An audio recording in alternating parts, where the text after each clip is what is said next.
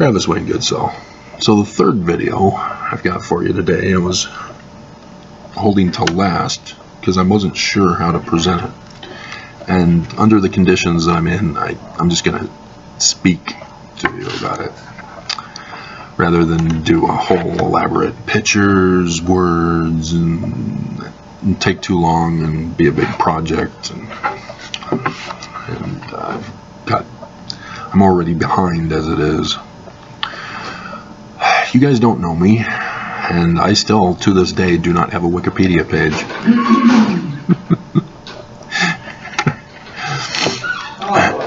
But I've accomplished much in my lifetime that very few people are aware of. I deciphered Paleo-Hebrew, and if you don't understand what it means to be a decipherer of a language, then you don't know about Jean Champollion deciphering the Rosetta Stone, and thus has led Egyptologists to exist. You're unaware of how our language was developed. But there were some errors as I came across having deciphered Paleo-Hebrew, which was done by tying the characters, which were linear script, to different Egyptian characters. And I'm still baffled at how they botched it so badly. And it's William Foxwell Albright who botched it, but it was Sir Alan Gardner who suggested the botching in the first place. He was the one who recommended the acronym theory, and that's William Foxwell Albright then, using that to bias his research, created his theory, which is all crap. And so that then resulted in Proto-Sinaitic being discovered to claim that that's the original alphabet. No. Dear God, no. Proto-Sinaitic is a much later development. They were trying to reverse engineer. Instead of doing a linear script, they were going back to the petroglyphs. And so it is not the oldest. It was not the language of Abraham. But when you... God, it's just no respect. But that's what happens. You destroy a person's life, and they don't care about other people. It's all about them. But,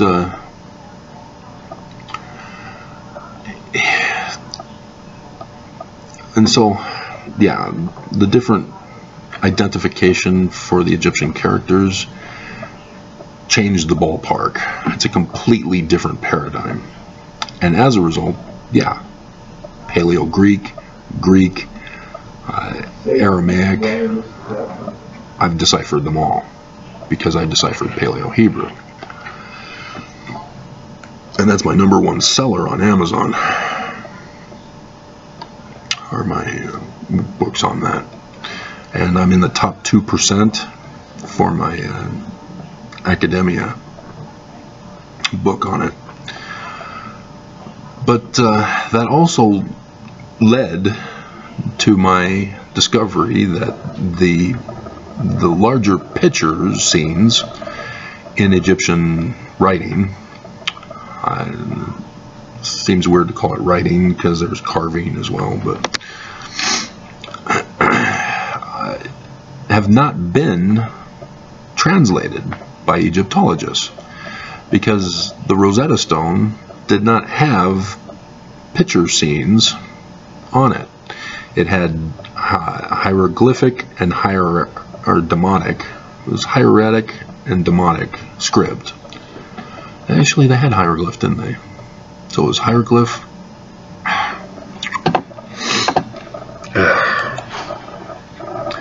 thought it was just the 3. So it would be hieroglyphic and demonic, and then Greek. So there was no hieratic.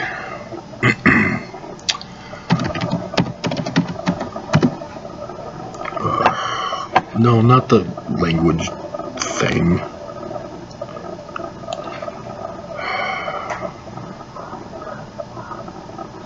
Three versions.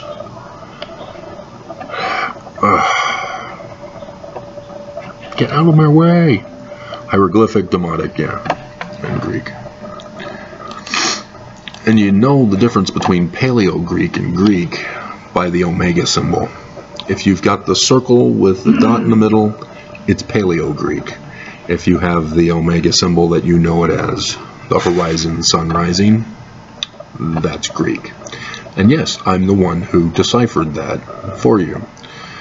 The one comes from the Egyptian sun character, the sun with a dot in the middle, which is Chinese, but the Chinese square it off. It's a square with a dot in the middle, which is more of a little slash thing, but it's just exact same word for the exact same character symbol. And so yes, I've confirmed Paleo-Hebrew with Chinese as part of my research for it. But the Egyptian scenes from our facsimiles, which you would know best, those are not listed in Gardner's or Budge's or anybody else's sign lists. They are left untranslated. They can explain them. They can say, oh yeah, that's Osiris, that's Set, that's Anubis, that's Isis. If you're familiar with facsimile number 3 in regards to Pharaoh,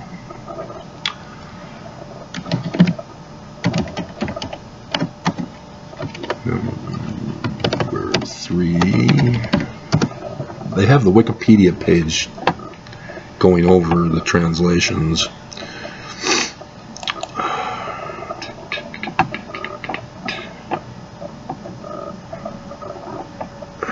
Yeah, you'll see that the female pharaoh, as Joseph Smith calls her, pharaoh, and that's Abraham sat on the throne.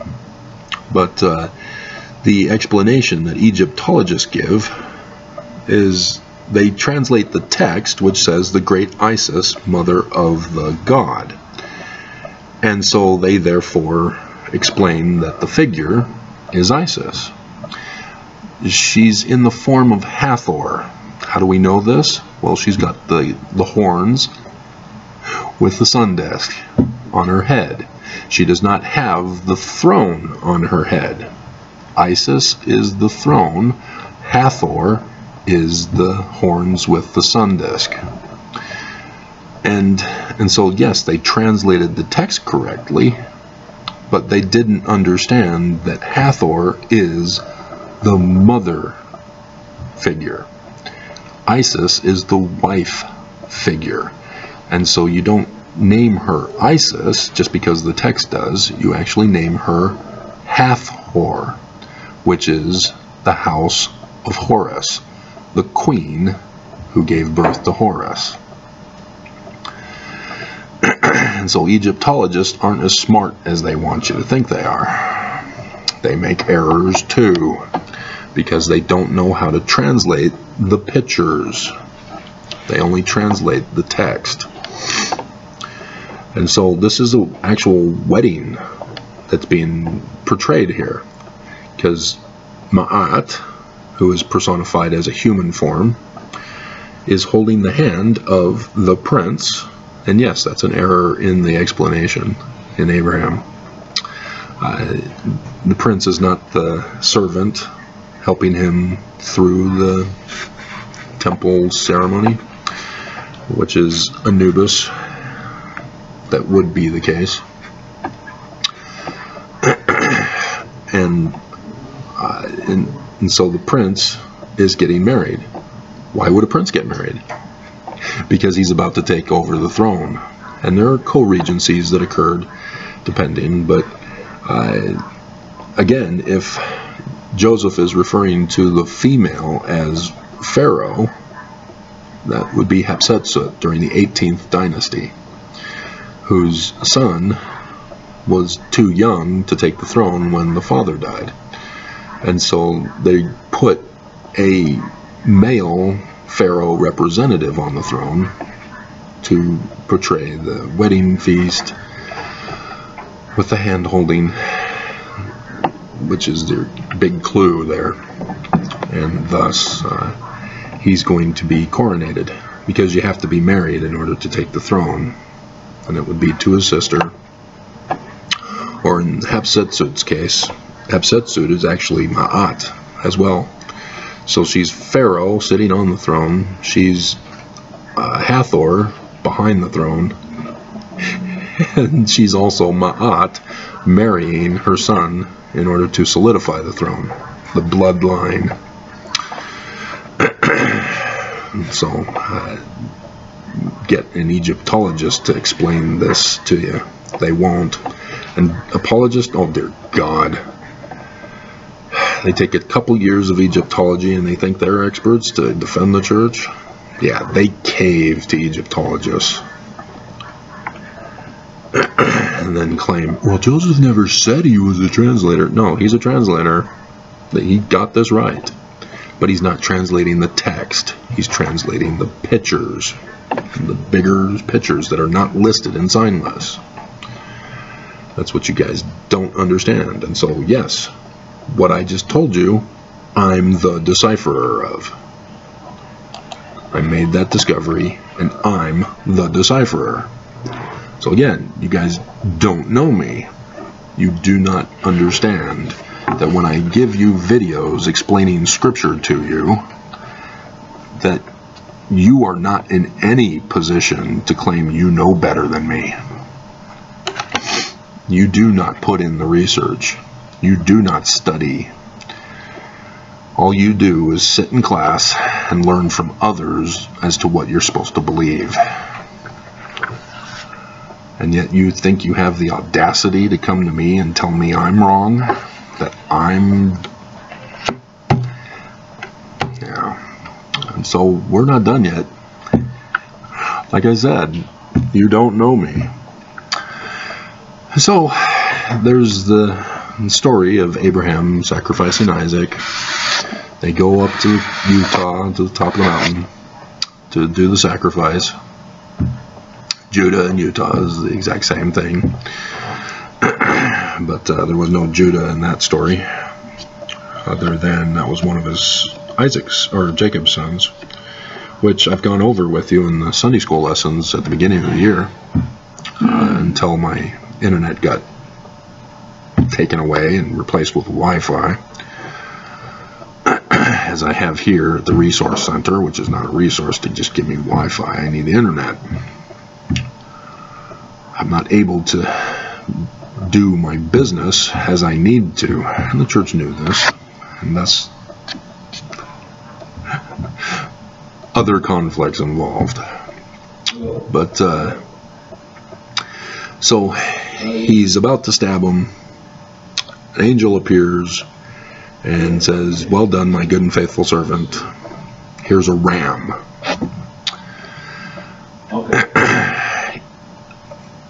If you take that literally, you're going to be wrong. It never happened. The characters never existed. It is the learning of the Jews, which means Messianic literature. It's trying to teach you about the concept of succession, father to son, as well as prophesy of the latter day Christ that is spoken of in Deuteronomy chapter 18, starting in verse 15. This is what all Jews know and understand as their Messiah for the latter days, whom they're looking for.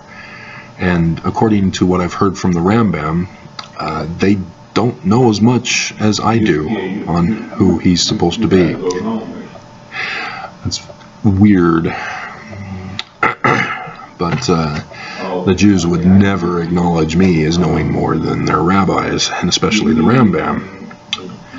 But the whole Jewish scripture are a checklist for him.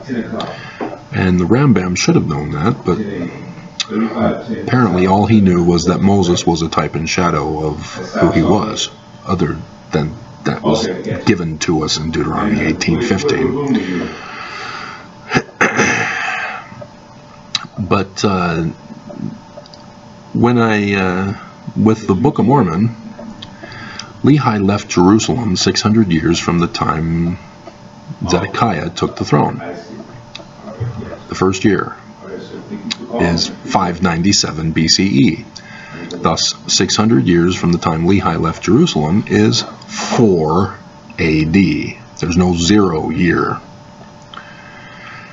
And while searching for any kind of sign in 4 AD, and yes, checking 6th of April, because it's the Mormons. Mormons believe in the Doctrine and Covenants that Jesus was born on 6th of April, 1 AD. So I checked 1 AD as well for a sign in the heavens.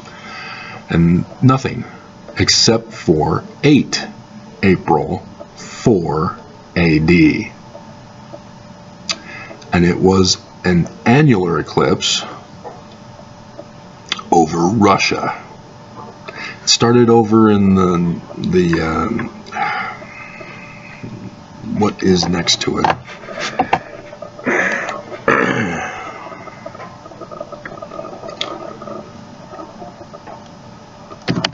Eurasia.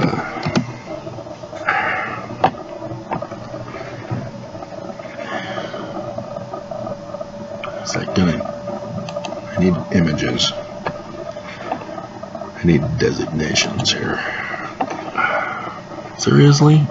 That's too tiny for me to read. What are you doing? Isn't there a thing where I can make this bigger? Finland. Yeah, it starts in Finland. Carries over into Russia. Dear God.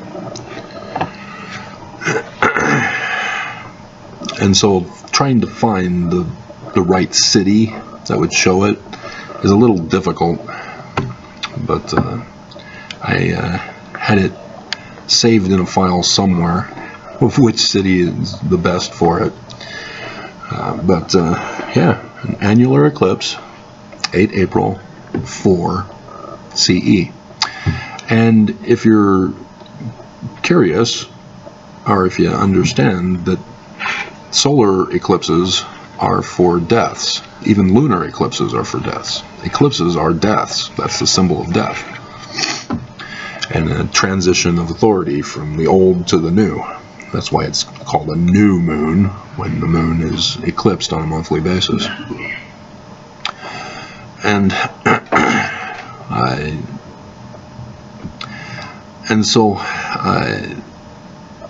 wouldn't you know it, that sign in the heavens is not just an eclipse of a death, the father killing his son, but it's also got Mercury, which is the messenger of the gods, right there in that sign as well. And the sign is in the constellation of Aries, the ram or lamb constellation, which is a sacrifice constellation because of the Abraham sacrificing Isaac story. And so that story is actually giving us a star date, and for our 8 April 2024, or whoops, 4 CE. So yes, 20 years later, there's a total solar eclipse in America that crosses the one that occurred on 21st of August 2017. And thus, I was able to make my connection as to why the Book of Mormon was telling us about 4 AD CE. Because they're giving us Matthew, Matthew gives it to us too, but you have to first know the date given by John in Revelation chapter 12, which is right there in the Book of Mormon. The God sitting on his throne, and then you have the coming of the Messiah figure, who is Jupiter in the heavens, and then the 12 stars following, which is from Revelation chapter 12, the sign that he gives, which is 23 September 2017. And so that's the birth sign, the start of the latter days. The death sign is 8 April 2024, where Jupiter is now in Aries, and the solar eclipse that John talks about in Revelation 19 is in Pisces, on the back of the white horse, angel standing in the sun. And we're not done yet. Samson, because I made this discovery that the stories are attached to star dates with signs in the heavens as the identifier of the story. You have 3 different deaths that occur in the stories of Samson. And Samson, as I've told you before, is composed of Shemesh, which is the Hebrew word for sun. And with the N, having deciphered Paleo-Hebrew, that's the king designation, or kingdom for land. So because it's a person, the king, sun king, king of the sun. And so you have the sun king with 3 deaths, solar eclipses. So how do we identify the solar eclipses? Well, the first death is of the young lion. The lion constellation is Leo. 21st of August 2017, that solar eclipse was in the constellation of Leo. But wait, there are 2 other deaths. So we would expect, therefore, that the other 2 deaths would also occur over America in the constellations attributed. So the second death is actually a twofer. His first wife and her father are burned. Annular eclipse 2014. Is it 14? It's coming up next year. So, solar eclipse 2023. October 14th, 2023. It's going to be a Saturday. And guess which constellation? If the lion dies, now you have the wife dying. Yeah, Virgo. It's in Virgo. And so the last one, Samson dies. I've already gone over with you where that would be. It would be in Aries. The lamb, the sacrifice of the lamb, Revelation, the wedding supper feast of the lamb on the latter days. Yeah. So Jupiter is in Aries, but his actual birth is in Pisces from the middle of March to the middle of April. And 2,000 years ago, it was adjusted so that it would have been the middle of February to the middle of March. But according to our calendar of the latter days, and that's what they were referring to, it would have, that is his actual birthday. And so Jesus, with the 2 fishes and the 5 loaves of bread, yeah, those are also designated as birthdays. The 2 fishes are Pisces for that birthday, his actual birthday. The 5 loaves are for the 23rd of September 2017 at the Star of Bethlehem, Spica, in the constellation of Virgo, which is right at her womb, so that when Jupiter finishes retrograding, it then leaves at the womb area for the symbol of its birth from Virgo. And so they're talking about signs in the heavens for the latter days, even though they're talking about stories as if they were literally true. And they're not literally true. They use literal characters like Herod the Great, but it's completely out of the time zone that would have been. And they purposely don't give us a date for the events that occur because they're giving us a future date. And so, yeah, when I went over Matthew with you, chapter 2. Now, when Jesus was born in Bethlehem, and that's not what they're talking about. It's not literal history. Constantine turned it literal. So now when Jesus was born in Bethlehem of Utah, Judea, so the 23rd of September 2017, he starts his mission in Utah. This is the prophecy. It's here in America. We've already established that. Joseph Smith is the one who says he's going to be a Mormon from the Great and Abominable Church to restore Joseph's church. Are you paying attention to my videos? Or are you slacking? Are you a lazy learner? And so he's supposed to be king of the Mormons, not king of the world. The world doesn't want him. They've got their own Jesus or Allah or whoever their God is. This was supposed to be for Mormons. And Mormons don't even want it. They want Jesus. And so, yes, this is the consequences of deciphering Paleo-Hebrew, is that I've accomplished all of this. And so I'm the one who's been warning you about the signs in the heavens. I've been warning you about the events on earth associated with the signs in the heavens. Again, Joseph Smith translation, Revelation chapter 12, verse 1. Sign in the heaven and likeness of things on the earth. And so, as we had signs in the heavens on Friday and Saturday, yeah, I went over them with you, and we now know what occurred for those days. They happened. And we're watching as the government portion of the sign that is also during this time period also is happening. A certain former asterisk president is getting trampled on by the king constellation of Leo. But you guys don't believe. And so nobody knows me, knows how I've had an impact in your lives, because I've was a part of the church's revision of the footnotes for the foreign language editions to incorporate the guide to the scriptures as the replacement.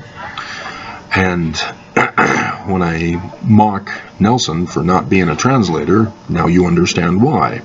It's because I made those changes for them in the footnotes, and they rejected them. And so Nelson then gets up and botches what should have been corrected because they chose not to put it in. And it has to do with the stone upon which the builders rejected became the head of the corner.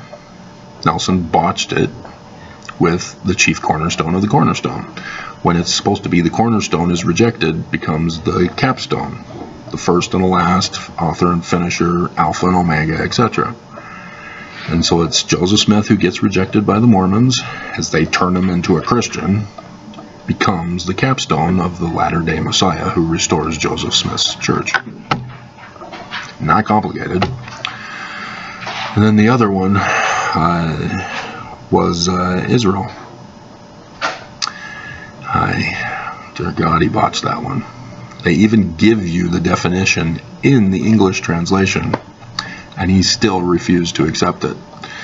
See, Jacob, in usurping the birthright and blessing from his brother Esau, now gets to have the lineage of the Messiah for the latter days. Deuteronomy 18, verse 15. Even though it's a separate book, as Joseph becomes the Messiah figure of that book in Genesis. And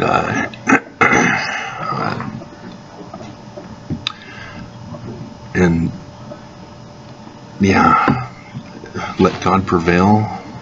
Dear God, that's the white supremacist interpretation, and he used it, and you guys don't understand how he botched translation as the president of your church.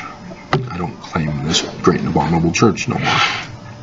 This is Lucifer's church, by definition, as prophesied in the Book of Mormon, in great detail that all Mormons should be able to recognize them for themselves. So there you have it. That's what I've accomplished. And I've accomplished many other things in other scientific fields as well, but these are all related fields to what I've done. I've done psychology, or yeah, I've corrected psychology, I've done philosophy, and other fields of science as well.